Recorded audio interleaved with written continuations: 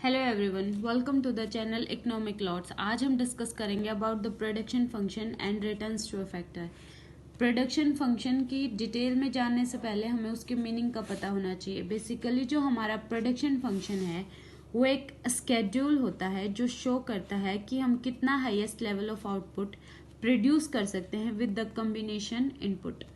कि अगर हमें दो टेक्निकल चॉइसेस प्रोवाइड की जाएं जैसे लेबर और कैपिटल, उनमें से किसके साथ हम ज़्यादा से ज़्यादा प्रोडक्शन कर सकते हैं, highest level of output generate कर सकते हैं, वो हमारा जो स्केड्यूल होता है, जो शो करता है, वो हमारा होता है प्रोडक्शन फंक्शन। अब आगे जो हमारा फैक्टर्स ऑफ प्रोडक्शन है उसको दो पार्ट्स में डिवाइड किया गया है, that is fixed factors and variable factors. देखो, जो हमारे फिक्स्ड फैक्टर्स कौन से होते हैं जिन्हें हम फ्रिक्वेंटली चेंज नहीं कर सकते, जैसे हमारी मशीनरी होती है। मशीनरीज की कॉस्ट, जो इंस्टॉलेशन कॉस्ट होती है, वो बहुत ज़्यादा होती है, तो हम फ्रिक्वेंटली उन्हें स्विच नहीं कर सकते, उन्हें चेंज नहीं कर सकते। लेकिन वहीं पे जो हमारी वेरिएबल कॉस्ट होती है, जैसे हम लेते हैं लेबर होता है, लेबर को हम चेंज कर सकते हैं। अगर हमें ज़्यादा यूटिलिटी जनरेट करने वाली लेबर चाहिए तो हम उन्हें स्विच कर सकते हैं, हमें उन्हें फ्रिक्वेंटली चेंज कर सकते हैं, क्योंकि जो हमारी लेबर होती है वो हमारी वेरिएबल फैक्टर्स होती है। अब हमारा नेक्स्ट होता है जो हमारा प्रोडक्शन फंक्शन है, उसको हमने दो पार्ट्स में डिवाइड किया है, that is short run production function and long run production function.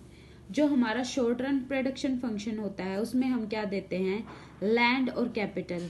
जो हमारा लैंड होता है वो हम वेरिएबल फैक्टर लेते हैं, और जो हमारा कैपिटल होता है वो हम फिक्स्ड फैक्टर लेते हैं, क्योंकि जो हमारा शॉर्ट रन होता है उसमें हम हमारी कैपिटल को जल्दी जल्दी चेंज नहीं कर सकते, क्योंकि ये जो हमारा बिजनेस होता है वो बहुत ही छोटे लेवल पे होता है। तो इस वजह से जो हमारी कैपिटल होती है वो हम फिक्स्ड लेते हैं, और जो हमारी लेबर होती है वो हम वेरिएबल लेते हैं। लेकिन जो हमारा लॉन्ग रन प्रोडक्शन फंक्शन होता है उसमें हम दोनों ही फैक्टर्स को वेरिएबल लेते हैं, क्योंकि लॉन्ग रन में हम इन दोनों को चेंज कर सकते हैं। अब हम डिस्कस करेंगे the difference between the short run production function and long run production function. जो हमारा शॉर्ट रन प्रोडक्शन फंक्शन है उसमें जो हमारी रेशियो है फैक्टर्स की वो हमारी चेंज होती है आउटपुट के साथ। मान लो कि हमें आउटपुट इंक्रीज करना है तो हम अपनी लेबर को भी इंक्रीज कर देंगे, मशीनरी को भी इंक्रीज कर देंगे।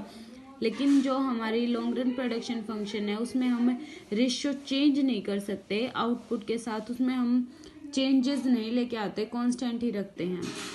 नेक्स्ट हमारा डिफरेंस होता है कि जो शॉर्ट रन में हम आउटपुट इंक्रीज करते हैं वो सिर्फ एक वेरिएबल फैक्टर को इंक्रीज करने से कर सकते हैं, लेकिन लॉन्ग रन में जो हमारा होता है वो हम आउटपुट सारे फैक्टर्स को इंक्रीज करने से इंक्रीज करते हैं, क्योंकि इसमें हम लेबर और कैपिटल दोनों फैक्टर्स को वेरिएबल लेते हैं। लेकिन इसमें सिर्फ हम लेबर को वेरिएबल लेते हैं, हमारी कैपिटल जो होती है वो हमारी फिक्स्ड होती है। नेक्स्ट हमारा होता है कि इसमें स्केल जो हमारा होता है वो कांस्टेंट रहता है। स्केल मतलब कि जिस लेवल पे हमारा बिजनेस रन कर रहा है उसे हम कांस्टेंट लेते हैं, लेकिन इसमें जो है लॉन्ग रन में हमारा जो स्केल है वो चेंज होता रहता है, क्योंकि इसमें हम कैपिटल को भी चेंज कर सकते हैं। नेक्स्ट हमारा होता है कि जो शॉर्ट रन प्रोडक्शन फंक्शन है वो रिटर्न टू फैक्टर्स का हम स्टडी करते हैं, लेकिन जो हमारा लॉन्ग रन है उसमें रिटर्न टू स्केल को स्टडी करते हैं। अब हम देखेंगे लॉ ऑफ वेरिएबल प्रोपोर्शन के बारे में। जो हमारा लॉ ऑफ वेरिएबल प्रोपोर्शन है वो क्या स्टेट करता है कि जो हमारा law of variable of proportion है उसमें अगर हम एक रिसोर्स के इनपुट को इंक्रीज करते हैं with the equal increment of per unit, तो उसमें क्या होता है कि हमारा जो आउटपुट है वो सर्टेन टाइम पीरियड में इंक्रीज होगा। जो हमारा टोटल आउटपुट है वो तो हमारा इंक्रीज होगा, लेकिन जो हमारा मार्जिनल आउटपुट है वो टाइम के हिसाब से हमारा कम होता चला जाएगा। वो होता है हमारा लॉ ऑफ वेरिएबल प्रोपोर्शन।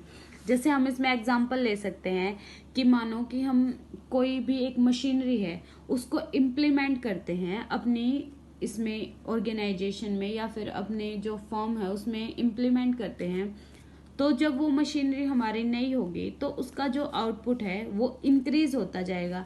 लेकिन कुछ टाइम पीरियड के बाद जो हो हमारी मशीनरी होगी वो टोटल आउटपुट तो इंक्रीज करेगी, जो हमारा मार्जिनल आउटपुट होगा उसको डिक्लाइनिंग रेट पे इंक्रीज करेगी। Thank you for watching the videos. Please do like, share and subscribe the channel and press the bell icon for more such videos.